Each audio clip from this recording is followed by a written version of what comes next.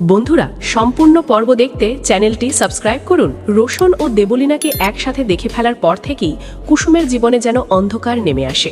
দেবলীনাও বুঝে যায় কুসুম বেঁচে থাকলে তার এতদিনের সাজানো জাল এক মুহূর্তে ভেঙে পড়বে। তাই নিজের গোপন পরিকল্পনাকে বাঁচাতে সে এক ভয়ঙ্কর সিদ্ধান্ত নেয়। গভীর রাতে গায়ে হলুদের অনুষ্ঠানের আগের দিন দেবলীনাই লোক লাগিয়ে কুসুমকে কিডন্যাপ করায়। হঠাৎ করেই কুসুম নিখোঁজ হয়ে যায়। বাড়িতে তোলপাড় শুরু হয়ে যায়। আয়ুষ কুসুমের ফোনে বারবার চেষ্টা করেও কোনো সাড়া পায় না। ঈশানের বুকের মধ্যে অজানা আতঙ্ক দানা বাঁধে। সে বুঝতে পারে এই নিখোঁজের পেছনে নিশ্চয়ই দেবলীনাই জড়িত। এদিকে আয়ুষ ভাইয়ের এই করুণ অবস্থা দেখে তাকে বুকে জড়িয়ে ধরে বলে, তুই ভেঙে পড়িস না ঈশান, তুই বিয়ের পিঁড়িতে বসার আগেই আমি আর কুসুম মায়ের সামনে সব সত্যি এনে দেব। আয়ুষের চোখে তখন এক রাশা দৃঢ়তা।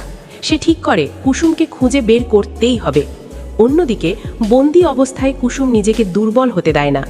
একটি অচেনা ঘরে হাত পা বাঁধা অবস্থাতেও তার চোখে ভয় নয়, বরং তীক্ষ্ণ বুদ্ধির ঝিলিক। সে লক্ষ্য করে ঘরের জানালার ফাঁক দিয়ে আলো ঢুকছে, মানে সে শহরের খুব দূরে নয়। নিজের উপস্থিত বুদ্ধি কাজে লাগিয়ে কুসুম মেঝেতে পড়ে থাকা একটি কাঁচের টুকরো দিয়ে ধীরে ধীরে দড়ি কাটতে শুরু করে। ঠিক তখনই গল্পের মোড় ঘুরে যায় গায়ে হলুদের অনুষ্ঠানে। চারদিকে ঢাক, কাঁসর আর হাসির শব্দ। সবাই আনন্দে মেতে উঠলেও দেবলীনাকে অস্বস্তিকর লাগছিল। হঠাৎ রোশনের ফোন আসতেই তার মুখের হাসি মুহূর্তে উধাও হয়ে যায়। আতঙ্কে ফ্যাকাশে হয়ে যায় দেবলীনা। রোশন ফোনের অপাশ থেকে হুমকি দেয়, তুই বাইরে না এলে আমি নিজেই ভেতরে ঢুকে সবার সামনে সব বলে দেব। বাধ্য হয়েই দেবলীনা বাইরে যায়। রোশন তার অধিকার দাবি করে। দেবলীনাকে চেপে ধরে বলে, আমি চুপ করে থাকবো না, তুই যা করেছিস তার সব প্রমাণ আমার কাছে আছে।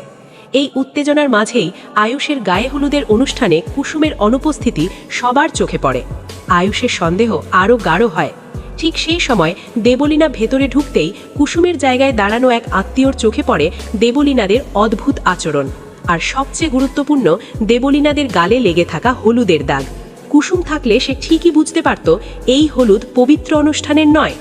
এদিকে বন্দি অবস্থায় কুসুম দড়ি কেটে ফেলতে সক্ষম হয়। সে পালানোর চেষ্টা করে এবং বাইরে বেরিয়ে আসে। ভাগ্যের জোরে সে আয়ুষের পাঠানো লোকদের সঙ্গে একজনের দেখা পেয়ে যায়।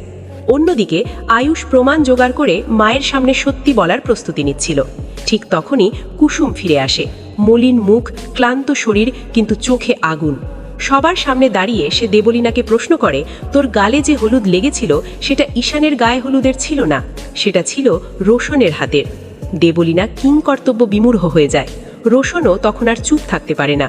সে সবার সামনে দেবলীনাদের সব মিথ্যে ফাঁস করে দেয়। ঈশানের চোখে জল এসে যায়। ভালোবাসা আর বিশ্বাস এক মুহূর্তে ভেঙে পড়ে। শেষ পর্যন্ত সত্যের জয় হয়। দেবলীনাদের ষড়যন্ত্র প্রকাশ্যে আসে। কুসুম প্রমাণ করে দেয় ভালোবাসা আর সততা কখনো হার মানে না। ঈশানের ভবিষ্যৎ নতুন দিকে মোড় নেয়, আর আয়ুষ ও কুসুমের সম্পর্ক আরও দৃঢ় হয়। কিন্তু গল্প এখানেই শেষ নয়। দেবলীনাদের চোখে তখন প্রতিশোধের আগুন। সে চুপচাপ বলে যায়, এই খেলাটা শেষ হয়নি। ঠিক এই কথার মধ্য দিয়েই কুসুম ধারাবাহিকের পরবর্তী পর্বের জন্য তৈরি হয় আরও বড় ঝড়।